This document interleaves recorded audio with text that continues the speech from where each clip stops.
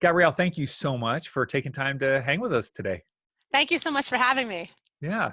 All right. So you have worked with a lot of couples that are in the midst of turmoil and challenge.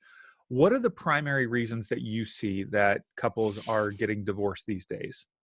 So that's a question that I'm asked very often. People ask if it's because of money or because of cheating. I was recently asked by someone who interviewed me who was pretty young. He said, do they get divorced because of stuff? And I was like, no, stuff. I know, because he was like 27 or something, right? I was like, no, not so much. So I would say most people separate really when it comes down to it. It's about communication. And sometimes it's because somebody grew within the relationship, they changed over time, and somebody else stayed stagnant. Sometimes somebody had a low-lying mental health issue that has not that comes out more as we age, right? And it's become an impediment to the communication. I would say if we had to pinpoint one issue that really is the thing that drives couples apart, it is the failure to listen. Failure to listen. Okay. I think about the fact that I got married at 21. My wife was 22. We just celebrated our 25th wedding anniversary. Congratulations. Thank you. There was a point at which we were headed for divorce, like about 11 years ago, made it through. But we have changed a lot over those 25 years. I mean, we are, yeah, of course, the core of who we are is the same. But I mean, we have radically changed. I think that has got to be hard for most couples because you do change over that amount of time. I would say we become more of who we are. Ah, So like the book that I wrote, Better Apart, it is a divorce book, but actually the essential elements of it apply to all of us. And it's just about getting deeper into your own internal monologue, if you will, right? mhm. And tapping into your internal narrative and figuring out how much of it is based on externalities versus what is truly inside of us. And then how can we enhance what's in us? And sometimes with relationships, we just get into a negative pattern and we can't grow and become more of our true selves. And I think that that's what makes relationships come to their demise. Mhm. So obviously, we are focused on your book today, Better Apart. And one of the things that I want to hear is what are the greatest challenges that couples face during divorce? Because your book is all about how to have a better divorce, an elegant divorce, how to uncouple. So when they're uncoupling, when they're separating, what are the challenges that most couples face? Because I know we've got listeners who are in the midst of divorce right now, and they're, probably going, am I alone in this? Am I the only one that's facing Yeah, this? that's actually the thing that you just pointed out. I wasn't going to say that, but that is actually, I think the greatest challenge is all the self-shaming that we do and all the stigma that's still out there and all the hiding in the shadows of the topic of divorce. I think that that's really prevalent, and I want everyone to know, which is half the reason I wrote the book, is just to let people feel held and to let them know they're not alone. These themes that no matter where you live, no matter who you are, if you're educated or you didn't even finish 8th grade, or you're poor, you're rich, or what language you speak, the the main thing to know is you are not alone and you are going to be okay and you're going to get through this. And I would encourage you to focus on you and your part and what you need to bring yourself forward, because as we know, we cannot change other people. We can only control how we respond to other people. And I know, like, our parents say that, and we hear people saying, we might even say to each other, it's so hard to do when it's ourselves, but it's really hard not to react. It's difficult sometimes not to distinguish the fact pattern of your breakup from one of your friends and then to overgeneralize. And if things went really bad with them, you start to assume that the same thing is going to unravel. But remember, we're all, although patterns may be generalized, we're highly nuanced beings. And our dynamics then make it, even when you bring two people together, it's a whole other level of distinction of how we're going to interrelate. Also, not getting swept away by what your lawyer might be saying. I've obviously many friends and colleagues are divorce lawyers, but they kind of make fun of me. I'm like the woo-woo divorce lawyer. But I always say, you can be strong, you can be strong and kind at the same time, right? And so one thing to really focus on is getting really granular on what your needs are and really listening to what your partner's needs are. But I So don't care. often, But I don't care about my partner's needs. That's why we're breaking up, Gabrielle. the way you're going to get what you need is by giving them what they want. Ah. And So give me an most of the, example. Give me an example of that. Like how would that go down? so like somebody comes in and they say, oh my God, Gabrielle, I want to stay in the house, but I know that, she wants the house and the kids are there, and they have this whole internal dialogue and they're like totally insane about it in their mind, as any of us may be. And then How I say, how long do you listen until you cut them off? well, it depends, right? Okay, all People right. need to unload. Sure, sure, We all sure. need to, especially when we're emotionally charged. Right, right. They probably won't be able to listen to you until they get it out.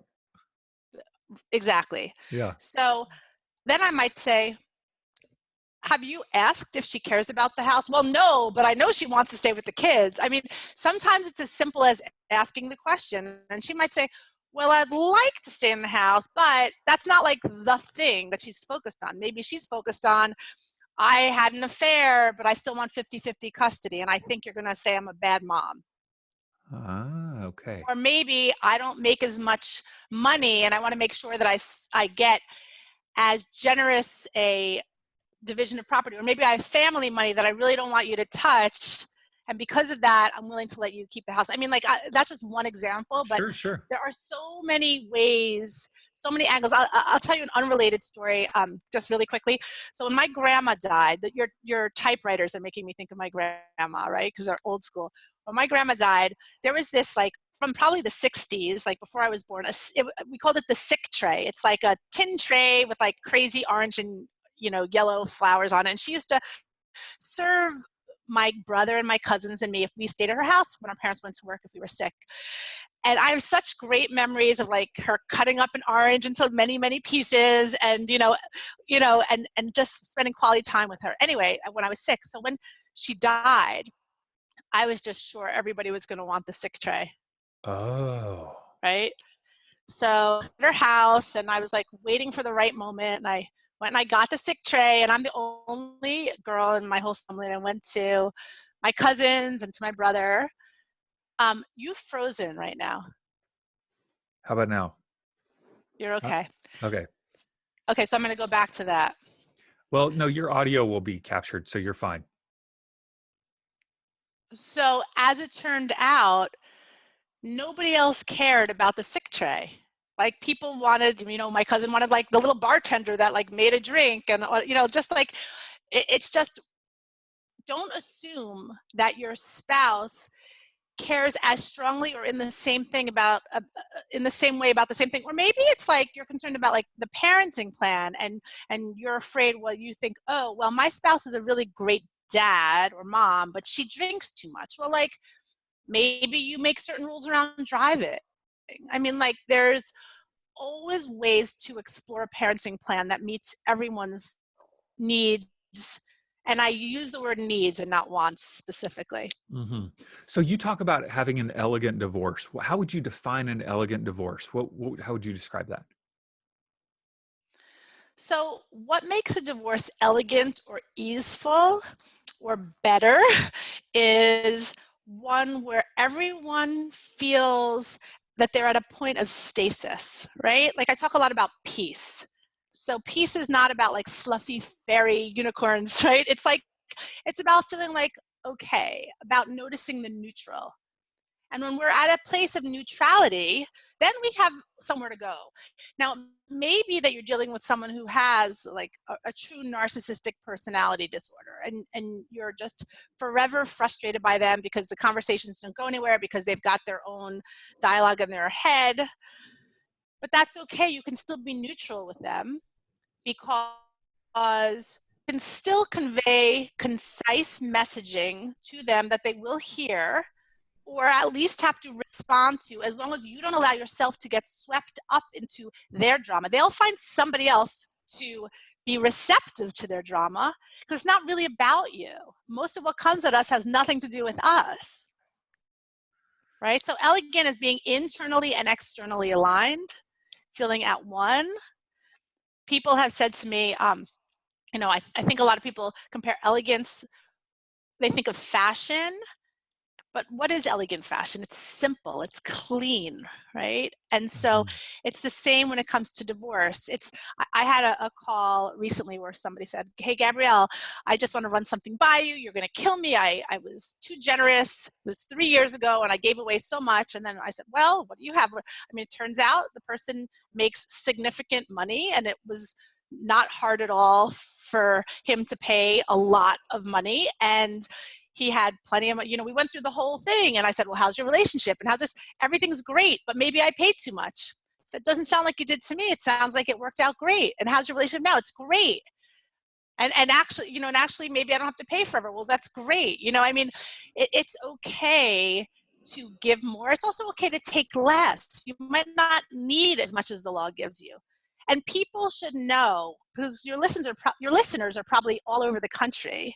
I've been a divorce lawyer in more than one location, and I talk all over the country, so I meet with a lot of divorce lawyers. And one thing to know is that the law is just trying to capture in broad brushstrokes what seems fair enough. Your outcome may be quite different, even if you live in upstate New York and downstate New York. If you live in Texas and California, you're the same people, we have the same emotions, but your rights may be very different. And that's just interesting information. Especially when you're talking to relatives or friends and comparing and contrasting, it may not be the same situation in your area of the country. Well, even for yourself, if you're like, well, that's what the law is, it doesn't mean the law is right. It just means that was the bargain that was made at the Mhm. time when the law was When the enacted. law was enacted, yeah. So you have 5 essential elements that you talk about in your book, Better Apart. And I want us to walk through these just briefly, but I want people to get the book because you dive deep on all 5. Would you mind going through those and tell us why those elements are so important in order to have an elegant divorce? Absolutely. So in Better Part, we explore 5 essential elements, and they are, and I'll do them in the order that I've presented them, because I'm like super impatient. I made patience first for somebody else. Forgiveness might be the most important, but forgiveness is super easy for me, so it's like less interesting in a way. But anyway, so patience. So if you're going through a divorce or any difficult transition, patience is absolutely essential, because much of this is a marathon. It is not a sprint. You have very little control about the way things are going to unfold in terms of timing, maybe even in terms of outcome. You may feel very inflamed or enraged at certain points. So patience is all about taking a step back and making room to breathe and to settle. So deep breaths, I'd say, is the number one key takeaway from patience. Literally taking deep breaths, get your thinking brain engaged, calm your emotional brain, and you're going to make better choices.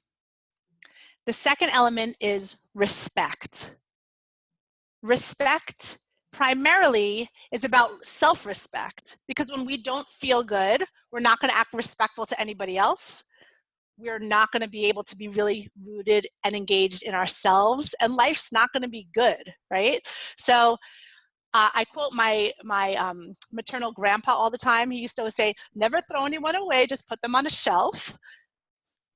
And when you're going through a divorce, there's a lot of people, and places and circumstances you might have to shelve. It doesn't mean you can't be friends with them again. Maybe it's a sister-in-law who you loved so much, but right now it's not a good time. You might even say, it's not a good time right now, but I hope we can reestablish our relationship at some point. It might be Mm. different, but still reestablish.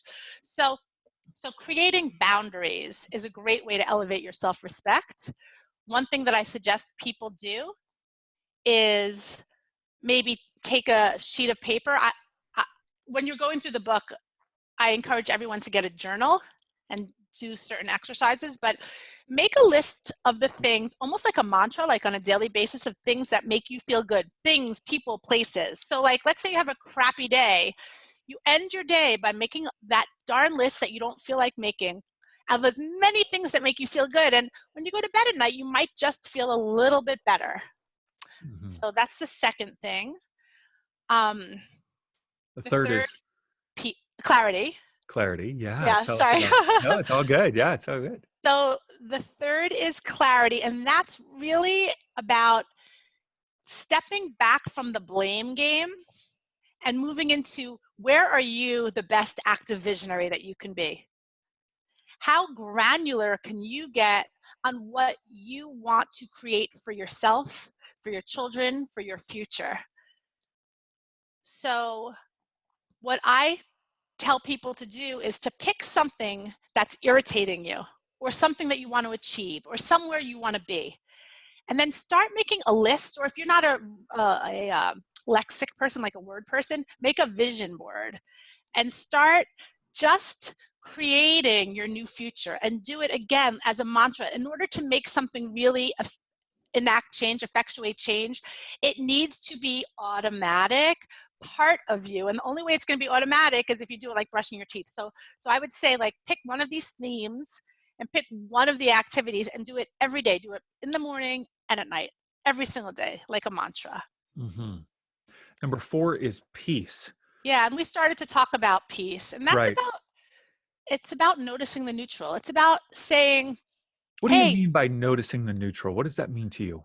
so what noticing the neutral means is, so what's the goal here? The goal here is to get to positive, right? Hmm. Is to get, or if not positive, to get out of the negative cycle. Okay.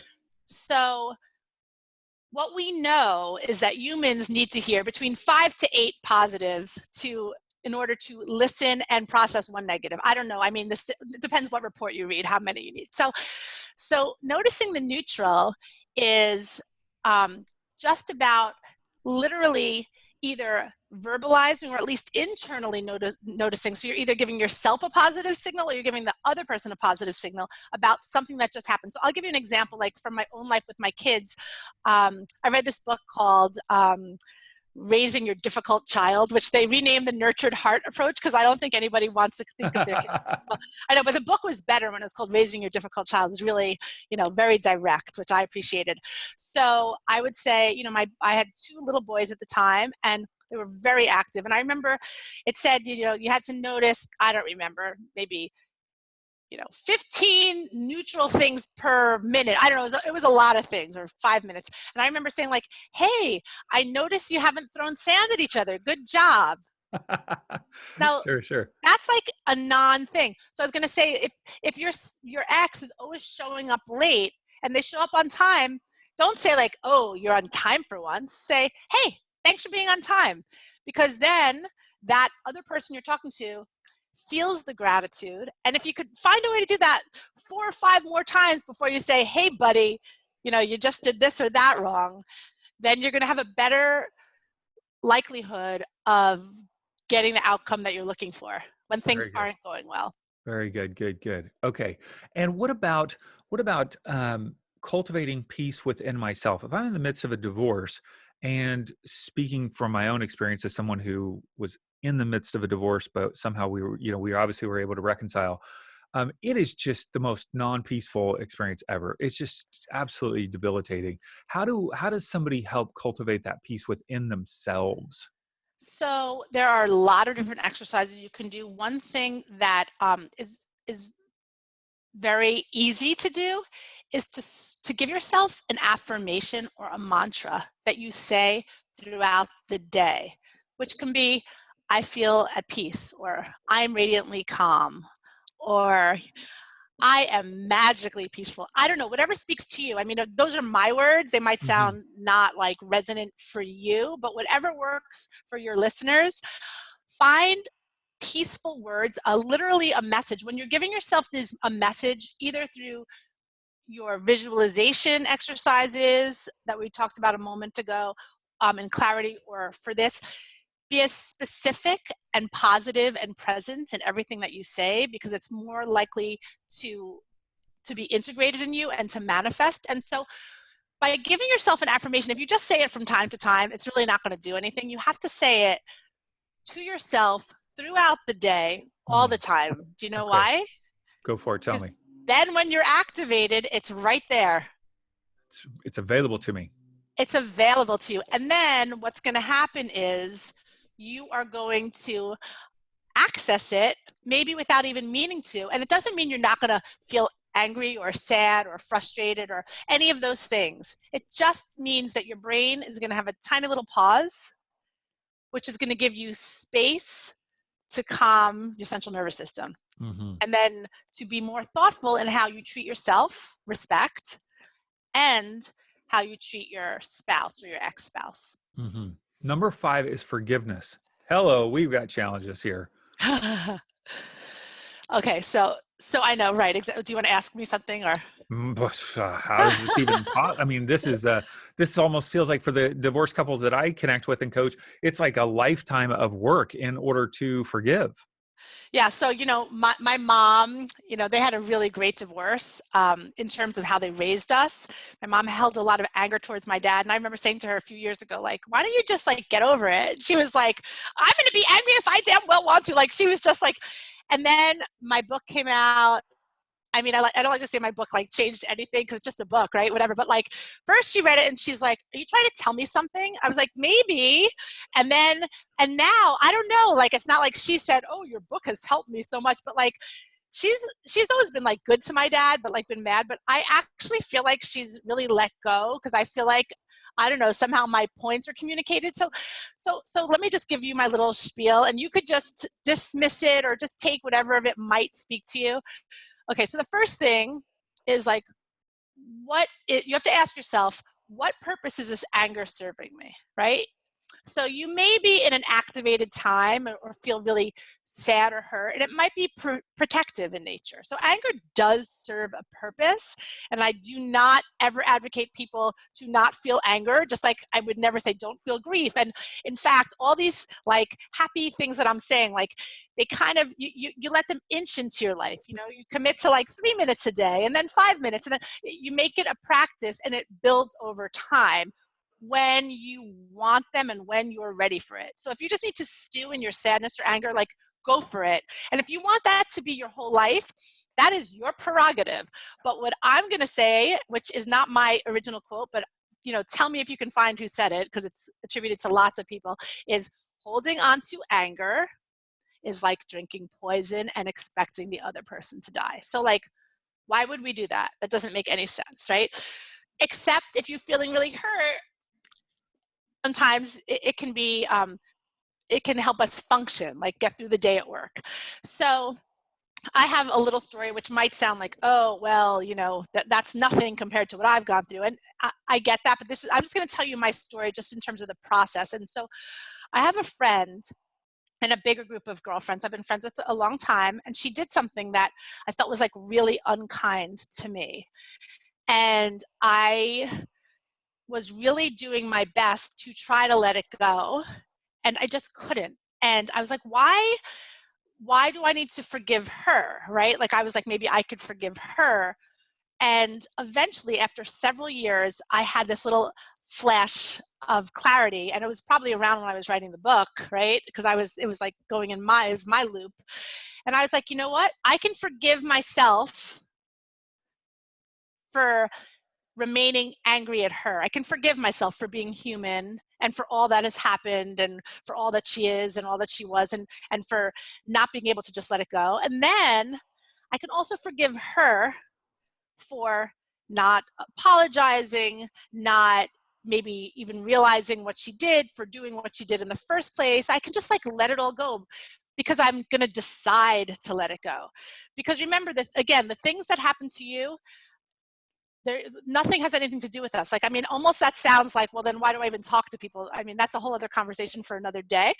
But the weirdest thing that happened was when I did that, maybe like a few weeks later, I saw her, and for the first time, and she has no idea that I went through this process, for the first time, she said to me, we had a conversation, and she's like, I don't know why that happened back then. Like, I don't know what happened. And I remember thinking like, well, I know what happened, but whatever. And I literally didn't feel angry anymore. I mean, I remembered what happened, but I didn't feel the emotion about it. And, you know, one great thing that works for people sometimes are alternate, beyond talk therapy or coaching, because I know you do coaching, I do coaching, is there are somatic modalities of therapy, like emotional freedom technique, which is EFT, or EMDR, rapid eye movement, where you say certain mantras and you do certain things, and you literally peel back the emotions like skins on an onion, and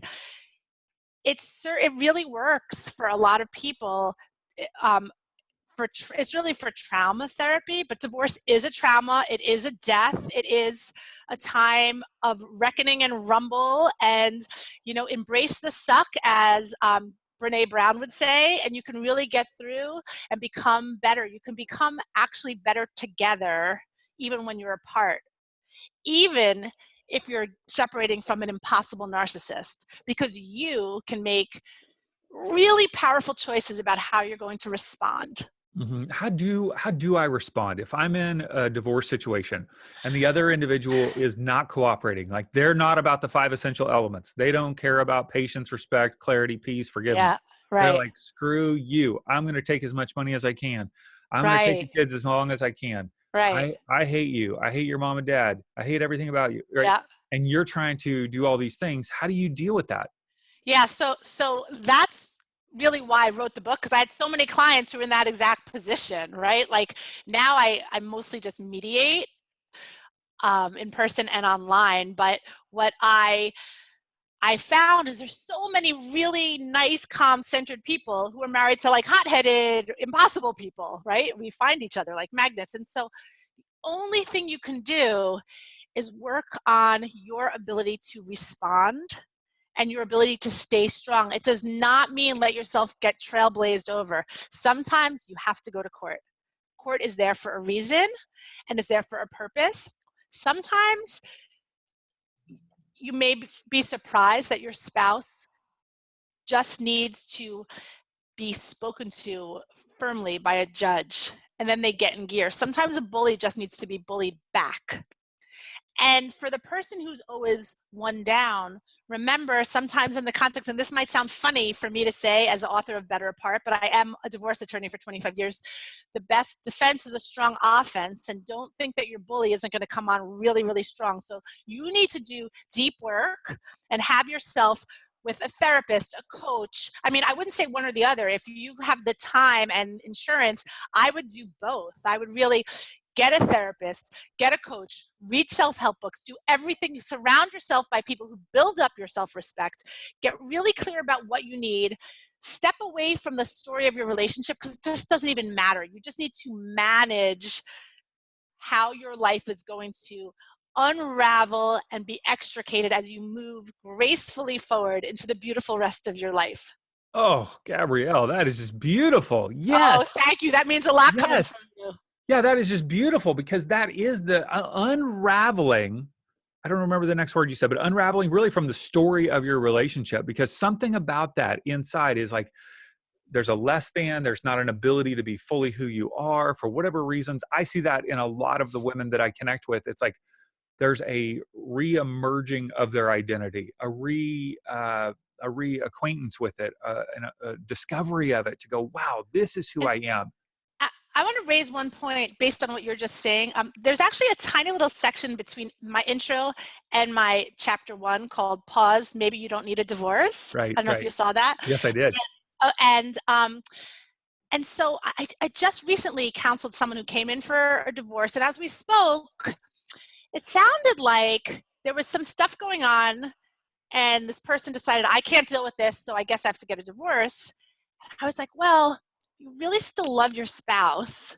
If you're going to get a divorce, maybe you need to like get in there and like rough it up a little, have those difficult conversations and see like maybe your relationship can grow from this. Like maybe, I'm not saying you're going to change the person, but rather than just leave, sometimes we can go deeper, because you'd be surprised how many times outside the courtroom I see the couple embracing after. There was Mm. one circumstance back when I worked for Judge Sunshine, who's now the chief administrative judge for all the matrimonial cases for whole New York State. We had an order of protection hearing. A woman had thrown a glass of wine at the guy, whatever. Basically, he was excluded from the marital home because of this one fight that they had had. Things got a little out of hand. And I felt like we were at the end of, Law and Order, because the judge and I went down the side stairs, and we came out and we looked down and we saw this couple who'd just been going out in court, giving each other the biggest, most heartfelt hug. And it was like, and we looked at each other. I felt like the credits were going to roll. That's awesome. That's awesome. So, ironically, if both parties actually worked on these 5 elements that you're talking about, they could stay together. Absolutely. It doesn't mean, by the way, that they're going to all stay together. But I do think it means that if they decide to separate, it's going to be a much better, more elegant, back to your point, path forward. Mm-hmm. So if they truly each work on where they're struggling and find the patience or the forgiveness, because I think those two are really big. I mean, the blame game is also big, but people really want to talk about forgiveness. In fact, Elena, who is the yoga and meditation person who co-authored with me, she did a whole episode on Goop with Gwyneth Paltrow just about forgiveness. So like forgiveness is just like a really, really big piece of it. But even if it turns out that you find, you know what, you're just better apart, the book is going to give you the tools to actually be better apart. Absolutely. And now my husband's always saying to me, like, he's like, maybe we should just be better apart. It's like anyway. No Well, way. that's a separate podcast. But anyway. Well, and the beautiful thing is that if you cultivate these 5 elements in your life, if you are apart, no matter who you're with in the future, whether if you choose not to have a partner or you choose to have one, your life and your relationships are going to be so much better because of these 5 elements. That's right. And the exercises are really just clear and simple and easily accessible.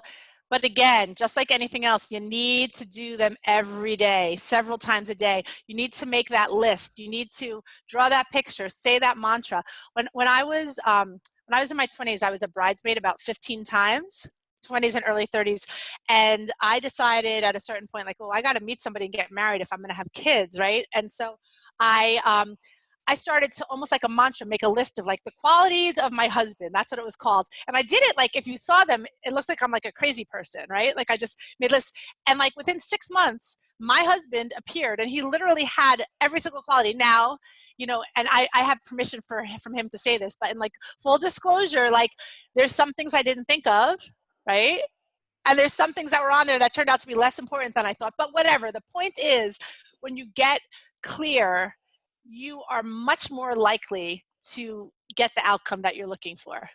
Absolutely. And you work with couples to mediate, not only locally where you are in Massachusetts, but around the globe. You can connect with people. And absolutely, because I mean, today with the Zoom platform, I do really wonderful online mediations with people all over, and they just consult with their attorney, and we create a memorandum of understanding that they can bring back to their attorneys. perfect. And so if they want to work with you, they can go to GabrielleHartley.com, and That's we'll, right. of course, put that in the show notes. If you're on a Apple podcast, you can swipe up on your phone and the show notes are right there. You can click through. Or they're also on our website, of course, insporising.com. But we want to make sure that people go and get your book. Do you give your book to clients? Like when they show up in your office? I do. When somebody, when they're in my office, I do give them a book. Otherwise, I just have them order the book online. and because we really work a lot with the content of the book. I do have a, never mind the one-to-one coaching program. I am very shortly launching the Better Apart Optimized Living Masterclass, which is a very neat, tidy program that is affordably priced, and it's a nice complement to whatever coach you're already working with. So if you join my list by just doing an opt-in at GabrielleHartley.com when it's launched, which will probably be the middle of August, you'll get notice for it. That's awesome. And so you should go to GabrielleHartley.com and purchase her book, which is Better Apart, The Radically Positive Way to Separate. Gabrielle, so you are fiery. I'm going to guess. I have never met your husband, but I'm going to guess he's the mellow one. He's a little more He's reserved. a lot more reserved. He's I not knew it. actually as mellow. That's what I should have written on the list. He's not as mellow as he appears. We're both pretty intense, but he's much more reserved. I'm very embarrassing. He's like from rural Maine. I'm from Brooklyn, New York. Yeah. So, oh well. I love it. And you're making it work. Yeah, that's right. Every day relationships are for most people not seamless and easy. They're just not. So that's another thing your listeners should remember. You might have that one best friend. Like I have my closest girlfriend is in like the easiest relationship. Like they're just really, really naturally good together, great together. And you might be thinking like, oh, she doesn't really tell you everything. It's not really true. Like it's just a great dynamic. But I have a lot of women, and I'm sure you all have a lot of friends who struggle. It's hard to be with another person all the time and to like have the business called life with each other. So just knowing that and knowing that if it's hard, you're not living in an island, I personally find that very helpful. It is a challenge. There are challenges for each one of us, different ways for sure. Well, thank you so much for sharing your Thank you wisdom. so much. Yeah, so good to be with you. Likewise.